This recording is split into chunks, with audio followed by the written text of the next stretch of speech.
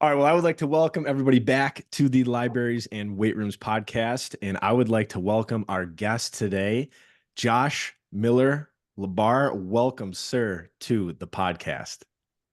I'm glad we're doing this because I remember too when we both lived up in New York for a bit. You were always somebody where I thought I should get more time with DJ. There is some knowledge I want to pull from him, and I think there should be some great conversations here. So I'm glad we finally got this done. It's been a long time coming.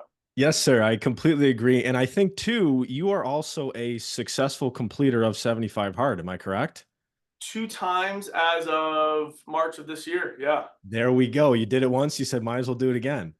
might as well do it again. And actually, when I saw you doing it, that was the Mhm. first time that I got the interest to go do it. And it was great. So I put a bunch of buddies in a group text, and I was really surprised how many of them actually wanted to do it with me. So then in January we ran it back, and it's just great. It's a great Oh, it's challenge. awesome. It's awesome. What was the greatest lesson you got from that? Just curious. The way I've explained it to people is, let's say you were in a relationship with somebody who never kept their word, wasn't living up to their potential, and you just never really knew what you were going to get.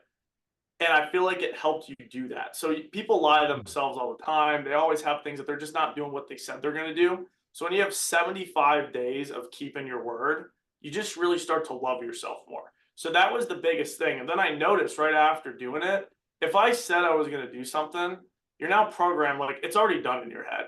Before, Yeah. you're like, you just start saying things. You don't know if there's going to be action following. When I did that, I would say something. I'm like, okay, time to go figure out a way to do it. Did you get a Wow. similar thing? Because a lot of my friends that I did it with, that was the big takeaway they all had too.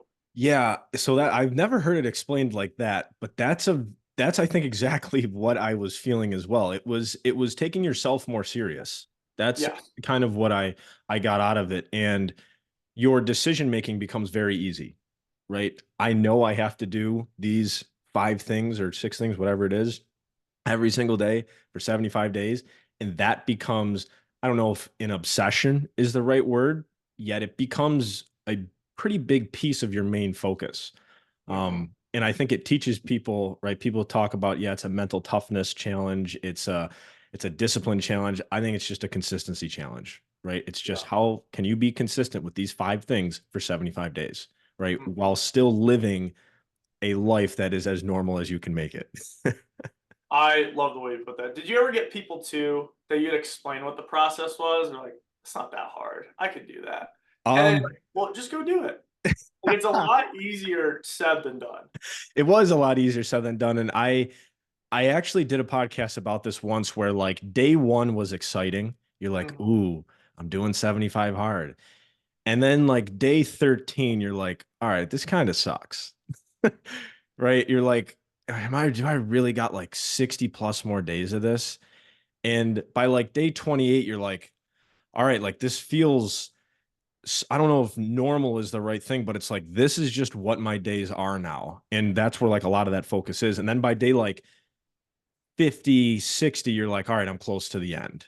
Right. And I remember just like that journey of really believing how alone I kind of was with the challenge. Like, nobody's going to be there to make sure that you're drinking that gallon of water a day, right? No one's going to check up on you for that second workout, right? If depending upon like if you're doing it by yourself, but I know you mentioned you were doing it with some other buddies, right? So maybe there was some accountability with it, but it's something that I recommend everybody at least try to do some sort of challenge, whether it is 75 hard or whether it is a 30-day challenge, right? Do something that forces you to make deliberate decisions every single day. Yeah. Hmm. And I know we're going to talk about this in depth, but we had a major shift in the last, I'd say, year or two Hmm. around the process over the results. Hmm. And to me, that was the kickstart to that. Because the process that you make for yourself, whether it be working out, things you're doing at your job, Hmm. strengthening your relationship, whatever it is, you got to get really good at just not missing your process. So to me, doing tasks like that, like drinking a gallon of water in itself, is not a difficult task. Hmm. Or taking a picture of yourself, it's not a difficult task. But my mind was then trained to just go do things. Hmm. And so it gave, yeah, like I said before, it gave me the confidence, whatever I laid out on a daily basis, it's going to happen now.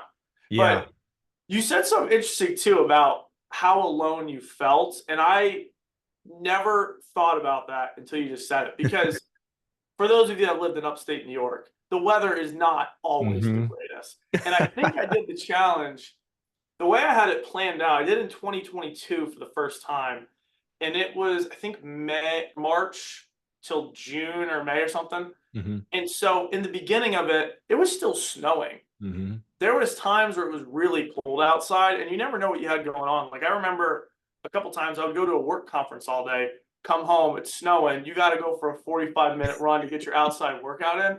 There's nobody there to do that with you. You are Exactly. very alone. So I think too, a lot of people like to publicize the accomplishment of it, Hmm. but that is one challenge where that is really an internal accomplishment because nobody knows what you did every day. Like Yeah. nobody knows, hey, you were out there in the snow at 10 at night getting this thing done, but you do. So yeah, that's a really good point. I'm glad you brought that Hmm. up. Yeah, and I think that ties in nicely to the first thing that we kind of wanted to hit on was this idea of right the process versus the results, right? Yeah, The result is you can actively say, yes, I did complete 75 hard, right? And that's literally the result. That's it, that's right? it. That's That's it. that's your result. And maybe there are some more results that I'm unaware of where maybe it changed somebody's life and made them. I mean, so actually, I can genuinely say that 75 hard is the main reason that I count my macros every single day now Mm, because my diet was I wanted to get 200 grams of protein every single day and I needed something to track it. Started tracking it, loved the idea of it, and now I've never started. So there's another result. Yet like that. that result was first created by a specific process, right? Mhm. Of hey, we have to do these things every day. So what to you, what does a good process look like? Ugh, that is a question that I wish everyone would just ask themselves. So, um, let me backtrack a little bit because there's I Mhm. think a build up to that. The number one variable of human performance is confidence. Like the days where you feel on. Your gym session in the morning was great. You're at work, you feel like you're in sales or something, nobody can tell you no. You feel like everything is just clicking. Not a lot probably changed besides your confidence is just really high right now. Mm. And the reason that I got hooked on the process was I feel like there's a lot of ways that people put out there to build your self confidence. And yes, affirmations are great. Like telling yourself, yes, I'm successful, I'm good look. Like that just never worked for me. Mhm. I could never just tell myself, oh, you're great. And then I'm all of a sudden going to build my confidence.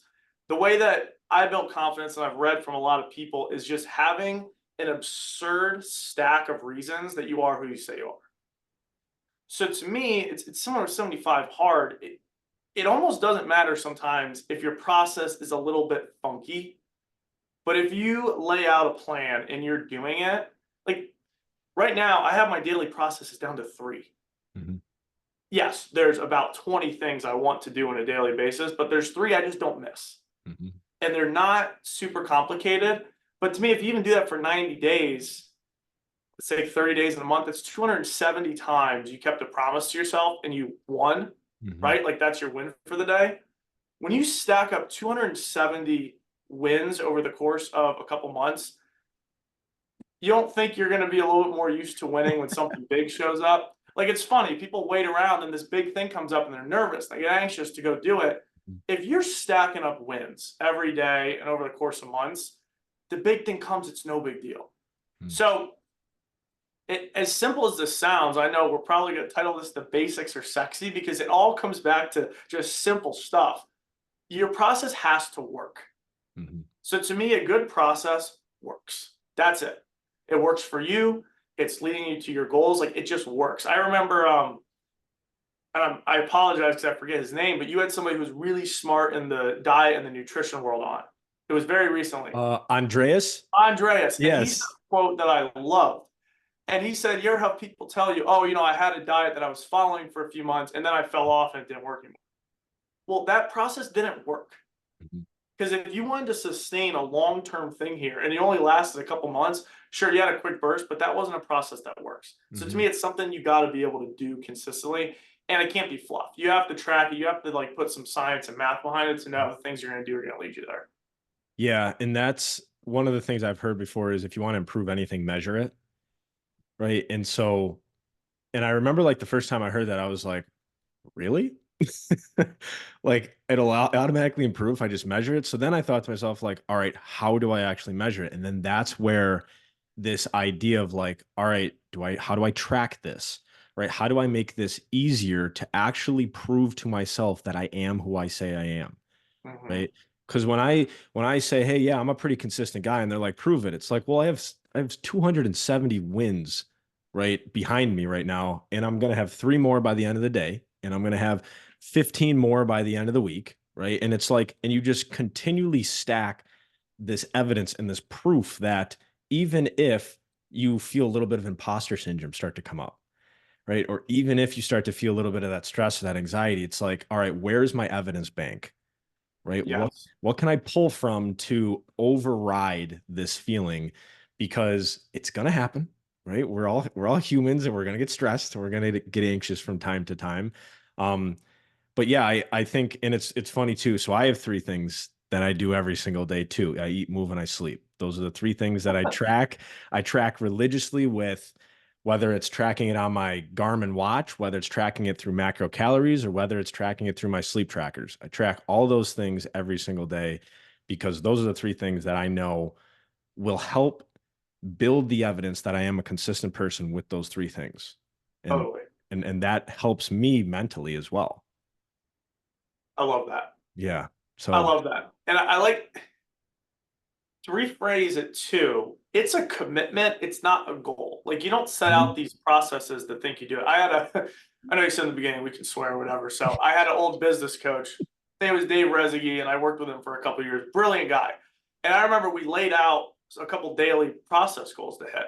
Excuse me, daily processes to hit. And I wasn't hitting them for a while. He's like, mhm, this isn't a goal we're trying to do here. Like these are the things that you're committed to hitting. I'm like, well, I guess I don't really get the difference. He goes, listen, when I go on these work conferences, do you think that I'm committed to staying loyal to my wife, or do I have a goal of staying loyal to my wife on these trips? And it was just like a funny way to put it. I was like, got it, not missing these again. So mhm. it's a thing you just don't miss. Yeah. I I heard something once. I can't remember if this was Andy Frisella who said it or Alex Hermosi who said it. And I don't, and I might be butchering this, but I think I'll get the general point across. But it was boys do what they want, men do what's required. Mm, And that hit home because, right, if you think about like right, to kind of connect this to 75 hard, right, there's requirements each day. And making the decision to follow through with those requirements is solely your decision. Like we said, it's a lonely, quiet, small, subtle decision. Yet over time, the compound effect. If I do these little things every single day for a really long period of time, I'm going to have exponential growth in my life, right? And it's these requirements that we put on ourselves that ultimately shape, I think, who we are going to become, right? So, I mean, I'm curious, Josh, do you have any requirements in your life? again, going back to the basics, Hmm. my three daily processes. Hmm. I mean, it really is that simple. Like I run a financial planning practice, which for anybody that is familiar with that space, it's a very complicated thing. So there's a Hmm. lot of metrics I could track. There's a lot of things I could be doing all day. At the end of the day, though, I need to be in good shape. So one of them is exercise Hmm. because if I'm not on, like I need energy, I need to be thinking clearly. I think Hmm. being in good shape just has countless benefits that we could talk Oh about. yeah, I think we trust people who are in good shape too. Yes. Yes, that's the other. Yes. You shake somebody's hand, they don't need to say anything. You just know when they Hmm. take care of themselves. You just know. Yeah. And then where we pride ourselves that we're primarily referral based, so I need to ask two people a day for introductions, and then I need to keep the calendar full, so I make 30 phone calls to schedule. That's Hmm. it. There's a lot of complexity, but those are the three requirements. If I leave, like I'm good. Hmm. I had a question for you too, because Yeah. when you were explaining things earlier, why do you feel people miss their commitments? Like, why is it so difficult to actually stick to your commitments and your process? I don't think people take themselves serious enough. I think they let their friends dictate more of their life. I think they let Ooh, I think they let their family dictate a lot of their life. I think they let past experiences dictate a lot of their present actions. And some people may say, hey, that's too hard or too disciplined of a way to live. Got it. Maybe that's not for you, right? I think that your life is 100% on you. And external stimulants and variables like social media or like your friends or like other people outside of your own conscious awareness is what is going to push you off of those paths. And I have this system that I like to use. I call it the bumper system. And basically, the idea behind it is if you think of like bowling, all right, why do we use bumpers in bowling? Because it's going to guarantee that we hit the pins, right? So if I have a goal and I visualize that goal being the pins, what are the bumpers that I could establish in my life? They're going to guarantee that I get to that, right? Maybe these are things where, like, simple little things, like I use the example, I didn't want to put my phone in my room when I went to bed in 2024 because I was staying up late. I was staying on my phone, right? I'd wake up, go to my phone. So I put a sticky note right where the phone would lay and just said no phone. That was it. It's a bumper. So then it literally pushes me into my goal. And so every time when I wanted to put, shit, no phone, I'd walk it outside. I'd go charge it on the other side of the apartment. And then I'd walk and go to bed and I'd fall right asleep. Right? Bumper kept me in position to achieve my goal. So I think if you take yourself more seriously, if you treat yourself like an asset, and to your point, right? Treat yourself like an asset by working out and like actually work out. Get your heart rate up. Get some sweat going, right? Don't be those people who go to the gym, take the picture, and then leave. Yeah. Right? And treat your diet with some respect. Treat your sleep with some respect, right? And that is, I think that's one of the major issues today that people just don't take themselves seriously enough. I like that a lot. Mhm. And then it comes back to one topic we were talking about too is like goal, or I don't always love calling it a goal sometimes, more of Mhm. direction setting. So a lot of people Yeah. love the goals, but I think just setting a direction, because if you don't know where you're going, you are just going to listen to what other people have to say. Mhm. Like, hey, I see this person doing this, I should follow that. And so I think sometimes too, to piggyback off that, if you don't know your direction, I don't think you're going to love the things that you have to do to get there. This is a pretty Mhm. extreme example, but let's say we both love working out. Yeah. For some crazy reason, we forgot all the benefits of exercising, right? We didn't know what it would lead to. And we went and we squatted and it really hurt. And the Mhm. next day we wake up, we're like, oh my God, is something wrong with my legs? That doing that would not be comfortable, but we know all the benefits that's going to come from squatting. Mhm. I don't know why it can't translate back to the things we have to do every day.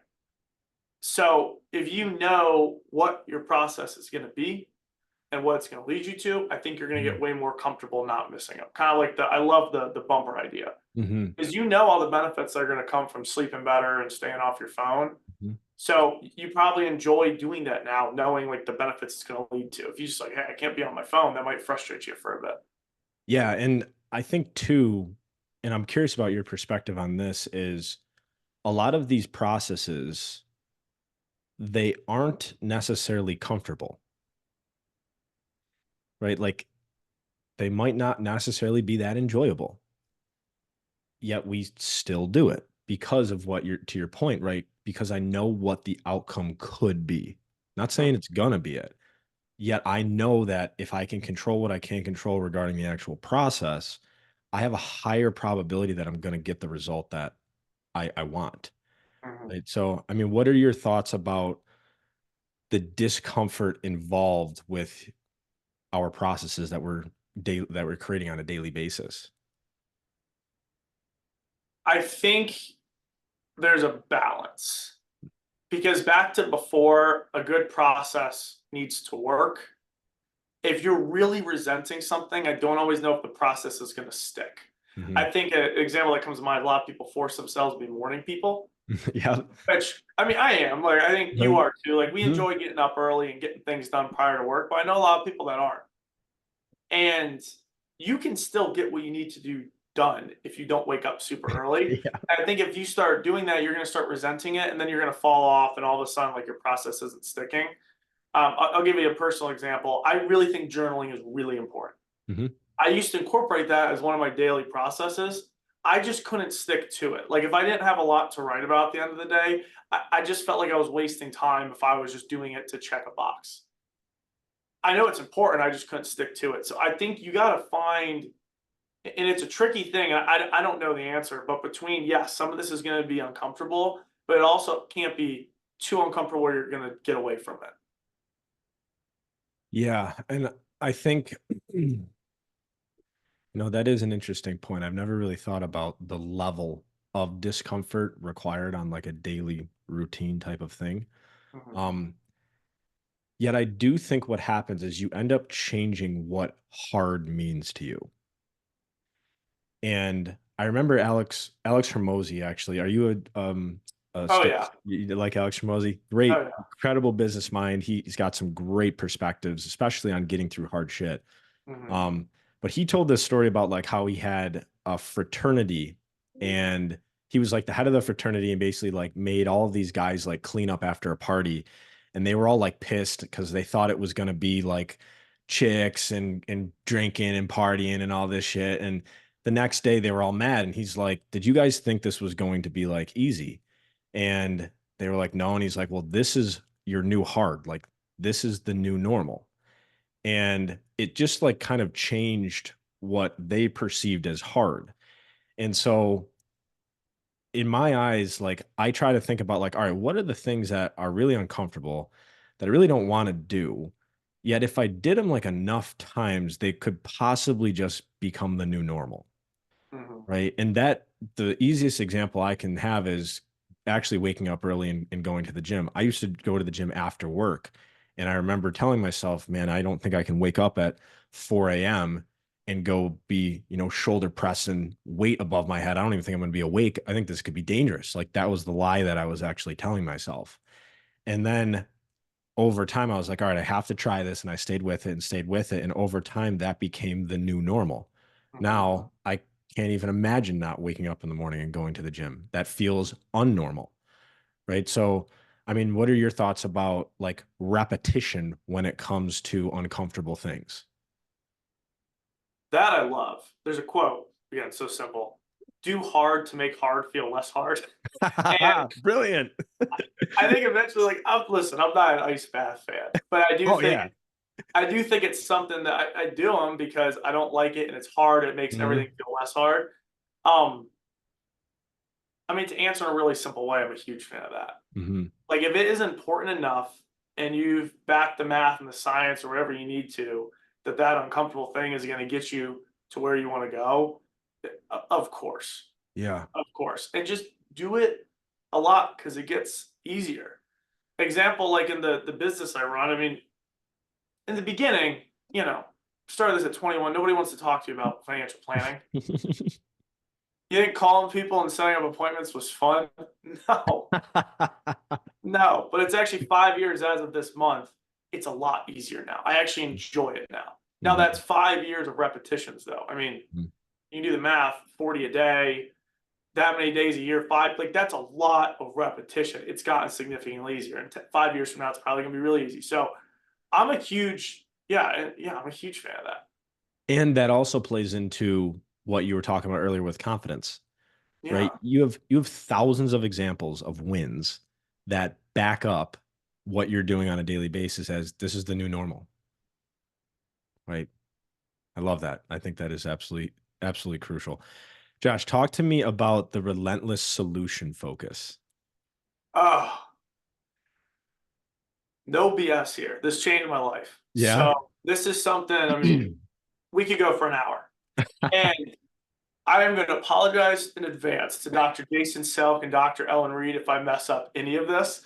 Fun fact, actually, a month from tomorrow, I'm going to spend a day with Dr. Selk to talk about this topic. So maybe I'm Okay. a month short of being an expert on this, but the the gist of it is our brains are wired to search for problems. And it makes sense if you think about the earliest humans. Hmm. You know, things were hard. You didn't know where your next meal was going to come from.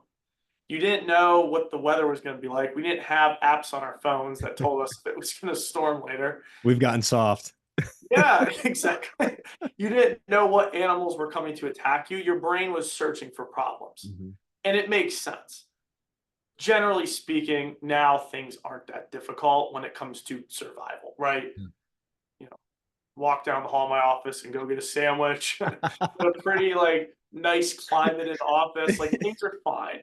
Um, but our brains are still wired that way. So at its definition, it's within 60 seconds replacing all problems in your head with solutions. Mm. So coming back to the confidence thing, it's the number one variable of human performance. I can't emphasize enough how important it is to master. Mhm. And so let's just take an example here about shifting from the problems to solutions. Let's say you and I, we decide, you know what, this is a great time. We should go to Mount Everest and let's climb that thing, right? We said Oh, we're going to fuck do yeah. something amazing. Um, we can start going down an absolute rabbit hole of all the problems that are going to come, right? It's Mhm. cold, we're going to get up, we got to figure out the eating, all that.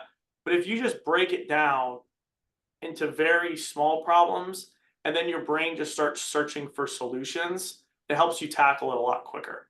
Mhm. And then you start training your mind that way. I mean, I've been doing this way of thinking since December. Now, when a problem arises, whether it be work, personal, it doesn't matter. Within 60 seconds, I try to flip it to, all right, what can I do to make this better? And it doesn't mean you have to solve the whole problem at once because you can't. Mhm. Like if you're really out of shape and you're trying to get in really good shape, you can't go get in really good shape right away. But what's one thing you could do right now? You could go walk, Mhm. you could go eat a healthy meal, and then you start doing that, you start building momentum. So you start walking, then you start eating healthy. Then you're like, you know what? I'm gonna start getting to bed a little bit earlier. I'm gonna start sleeping more. Then all of a sudden, confidence is building. You're like, oh, I can actually attack this thing. And then all of a sudden, you're just trained to look for solutions and then keep that momentum going. And then eventually, you're there. I think what happens a lot of times is if folks are really short on a goal, or if a task seems really daunting, Mhm. they just search for all the reasons it can't be done, and their brain starts filling up with problems, and then they stray away from even attacking it altogether. Mhm. Yeah, and that makes me think sometimes that makes me think about like how if there is a problem in my life, there's one question that I often ask myself and it's just now what? Now, yeah, Right? Like now what? Right? Like this shit happened. Now what? Right? This thing didn't go the way I wanted it to. Now what? Right? And it's really a matter of like what are the things that I can control right now that could possibly get me closer to a solution? Right. And I mean, do you have an example, Josh, or maybe even just kind of walk me through like, is there like a duration of time that you give yourself where you're like, all right, I feel like I should have an answer by now? Or is it like, are you still allowing yourself to stay open minded to a possible solution? can you rephrase that a little bit? I think I know what you're saying, but just So, want to clarify so I don't answer incorrectly. say for example, a challenge hits you, right? Uh, And you give yourself these 60 seconds to then go into the solution, to start actively finding solutions. Let's say a day goes by and you got like a possible solutions, but then you realize, those might not work. Then like a week goes by and you're like still trying to actively find what these solutions could be. Then like 2 weeks goes by. Do you ever get to a point where you like get down on yourself? You're like, what the hell? Like freaking relentless solution focus. I should know this by now. Right? Like, is there ever a point where you slip from I'm gonna find these answers to now I'm judging myself? it's really situational Mhm. because some problems are big, right? But the gist of it is you're not going to find the solution all the times. It's usually just what's one thing I can do to change the direction. Like for the people listening, Mm. I'm moving my hands up. And what happens is you start spiraling down. Mhm. Then you know what happens with negative thoughts, cortisol starts pumping in. So all of a sudden you're cloudy thinking, you're not as confident as you used to be, and that's not going to help you eventually get out of it. Mhm. It's sometimes just a quick tick to go the right direction. So it doesn't mean you need to have the problem completely solved. It's just you're moving now in the right direction. An example, because there's sometimes not a solution, right? Mhm. And there's a book on this, and one of the examples he used was he had a client who was a very successful business owner, and they lost their daughter, Mhm. and they're like, well, what's the solution here? He goes, listen, give yourself permission to grieve today. Mm. That's not going to solve the problem at hand. But giving yourself permission to grieve, it's just something that's a little bit better. Yeah. And that's so I'm glad you brought up that example because I have a very real life example of that. When I lost my grandfather, I allowed myself to grieve. Yeah. Right. And it wasn't, and I think this is something too that I've talked in different times about this idea of like toxic positivity, right? Like because people could possibly associate solutions with positive thinking, right? And to a degree, yeah, it might be positive thinking. I'd rather think positively than negatively, right? Yet I think I'm gonna do it when I'm ready to do it, right? And it's the same thing with especially losing somebody that you love, Yeah. right? I'm not just gonna say, hey, like, what's the solution here, or what's like the good thing coming out of this? It's like, let's sit in this for a little bit, right? There's a lot of emotional baggage here to work through, right? So yeah, I think that's very important. Last thing, Josh, I wanted to hit on here: financial fitness.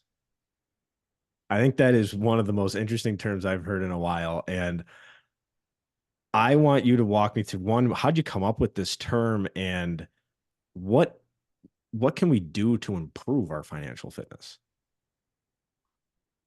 So how I came up with the term is, working in financial planning, you see thousands of people's situations, you hear Hmm. thousands of people's goals, and you hear thousands of actions people take on their financial picture all the time. Hmm. So, I like to pay attention to the financial advice that's out there, like, the Dave Ramsey's, the Susie Hmm. Orman's, the world. I felt like there was so much blanket advice getting thrown out there, or especially on social media, which I'm weaning off social media a little bit more. Like I think there's pros and cons, but a lot of the stuff on there I see is just sometimes weird, especially in the financial world. Hmm. It'll tell people like by this age you need this net worth. Hey, here's the things you need to be doing. And I remember every person I would talk to would think about money completely differently. Everybody would have different things they want to do with their money. And I remember too, Andreas, the Hmm. guy who's talking about the diet nutrition, he said his approach to dieting is very agnostic. Hmm. It's the same thing with financial fitness. Like, what actually are you trying to do with your money? If you are trying, I know the guy the other day, he's trying to open up a couple of businesses, like a nail salon. He wanted to open up a restaurant, and he's funding a lot of money in his retirement accounts because that's what you're always told. Like, hey, fund your 401k, put as much as you can in. I'm like, you don't want all your goals are within 5 years. Why are you putting up all your money into accounts that are going to tie up till after 60? And so, like, situationally, the blanket advice just didn't make sense there. So, Mm. I wanted to start tying it into physical fitness because it's something that people are a lot more familiar with. If you want to run a marathon or you want to compete in a strength competition, the training you need to do is vastly different. And it's the same thing with financial planning. Mm. Whatever your goals are, the actions you need to take are going to be completely different. Like just because you heard your friend or your parents or somebody told you this is what they're doing with their money, it's not the same thing that you're going to need to be doing because your goals are completely different.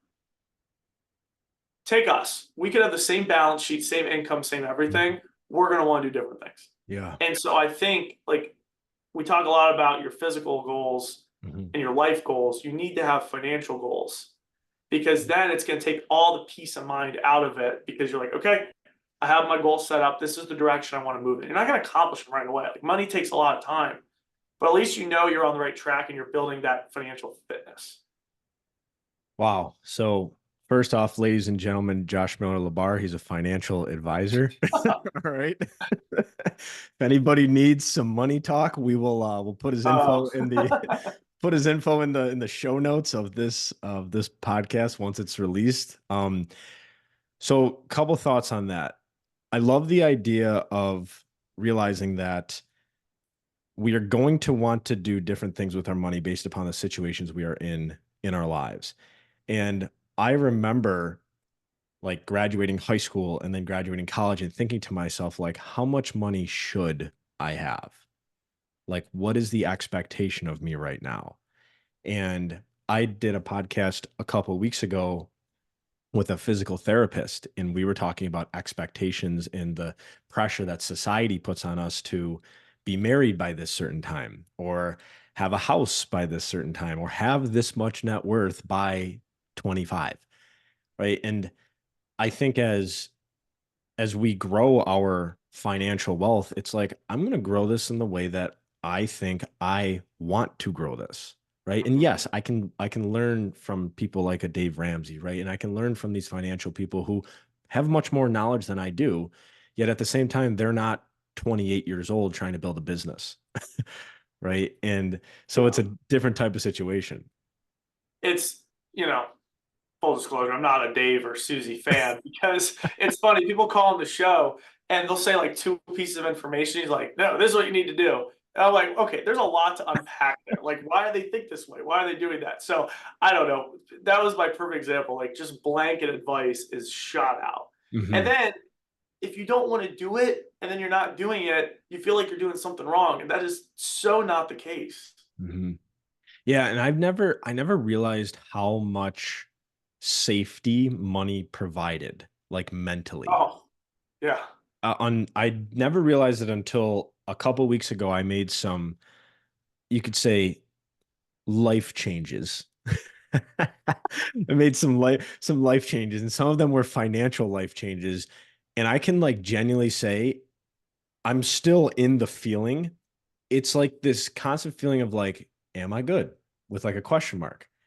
Right. And it's solely based around like this financial, right? This financial, whether it's pressure or awareness. And I am financially okay, yet it's just this thought where it's like, wow, money has a little bit more of a weight in my mind than I actually think I was fully aware of. So yeah. 100%. And that's why I like to tie into fitness because, we talk about mental fitness and physical Mhm. fitness, relationship fitness. Like, yeah, money is a big part of what you have going on. And when you get that figured out, it translates to all the other things, vice versa. It's funny how everything just weaves in and out of each other. Mhm. So it's a really key part of this whole fitness thing. I just think people completely ignore, which is kind of why I wanted to get into it. I felt like it was the Mhm. least saturated when it came to personal development. So I was like, I'm just gonna, get really good at this and see what happens. So it's fun. Plus, too, it's Mhm. just absolutely fascinating. Every conversation you have with people about money, even like out socially, you probably notice it too with friends or folks you interact with DJs. Everybody has a different mentality around it, and Yeah. it's wild. And the science and psychology around how people think about money. I mean, there's plenty of books on Mhm. this. It's really really interesting. Yeah, it is. It's a whole other, that's a whole other podcast right there, money psychology, right? I was I was at a health to wealth event a couple weeks ago that I was luckily enough I spoke at the event about mental fitness, Mm, and one of the other speakers was talking about money mindset essentially. And she put up these questions about money, and I remember like looking at these questions thinking to myself like, wow, these are really deep questions about a fucking piece of paper. Wait, do And you remember what some of those questions it were? was just kind of like, what was your relationship with money? What was your parent? What were you taught about money as like a kid? Right. And I remember like going through these questions and thinking to myself, like, like what was I taught about money as a kid? Right. And I can think about like these stories in my life where it's like, ooh, money is so valuable that we have to hold on to it. We have to be so secure with it. Right. And it's like that then created this idea in my head of, all right, this is what money is. Right. And so I think a lot of our perception of money is merely just how we were brought up with money.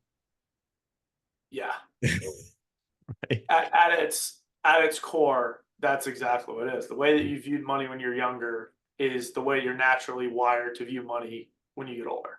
Yeah. So I love that they had her at that event. Did you Oh, did you learn a lot from it? it was, well, I think the thing that I learned about it was, so when I did the exercise, I hadn't made this big financial decision yet in my life. So like literally like 2 weeks later, I made this other financial decision. I was like, Oh, I remember all those questions. I'm like, now I know like why these were being asked. Like this feels much different, right? It was, and it plays exactly into what you're talking about, right? I was in a different situation, right? And so my perception was completely different of money in my life at that time. And it completely made me feel different. Yeah. Yeah. There's a lot to be said too about when you hear advice or when you hear Mm. things. You ever heard something years ago? It didn't really hit. But now when it's real, you hear it, you're like, oh my gosh. Oh, I bet you there's a lot of things that our parents told us that we were like, ah, that's bullshit. And then somebody else tells us, we're like, wow, that is freaking brilliant. Exactly. Exactly.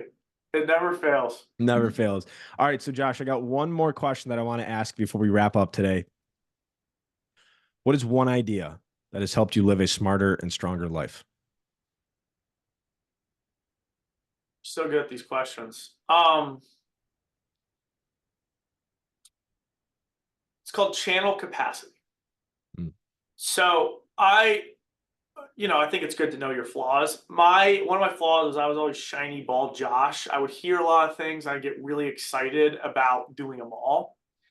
Anytime I learn something or anytime I feel like I gain some knowledge, like listening to a podcast, I try to just find one or two things I'm going to change or implement. Like I Mm. think we hear motivational videos or we'll go to conferences or we feel like we're getting a lot of knowledge and it sounds good at the time. I try to find one or two things I'm going to take away and change right away. So I think just, back to what we talked about before, keeping everything very, very simple to just a few things you can do because I think your brain is very easily overwhelmed when you start throwing too much at it. That is a great piece of advice because that's something that I've verbally communicated to people that I struggle with. Like when I'm in like a mastermind group or something, like I'll have these pages of notes and Yeah. it's like, I'm paralyzed by information right now. Like what do I even do? And I had a mentor of mine say, what's one personal thing you can do and what's one professional thing you can do? It's like, what would that look like? So kind of similar to what you said, right? How do we make this super, super simple? And there's, thousands of examples. Just when Yeah. you're in those situations where you feel like you're gaining some knowledge, just find one or two things. I promise it's going to be really hard to implement six or seven things. You need to just find a couple. Yeah. Well, Josh, thank you so much, man, for your time today. Oh, yeah. This was absolutely awesome. If people want to hire you, where do they go? How do they do it? So that's tricky. Right now, we've tied back a lot of what we used to do at the beginning. Okay. But if people have questions in general, like just reach out. I mean, I have a website. You can just Google my name. You can also text me like 607-220-9552. Or if you just learned something today, that'd be really cool. But I just like interacting with people. Like this was a blast from my end too. Like channel capacity. The couple things I learned. The one thing I'm going to take away is that buffer. The buffer or the Buffer these bumper? up. The bumper? The bumper. The Yes. bumper. Yes. Put bumpers up of things that you can't miss. That was my channel capacity. One thing I'm taking away from this. So, yeah, this was a great time. I'm glad we finally got around to it. Yes, sir. And I'm taking away financial fitness. I'm going to figure I out how like to, I want to be more financially fit. So, it. well, Josh, thank you so much, man. Keep kicking ass. And to everybody who tuned in today, thank you so much for your time and your energy. If you liked what we talked about, always super grateful of a like, a rate, a review, and a subscribe of the show. And until next time, keep doing hard things, and we'll talk to you guys soon. We'll see you.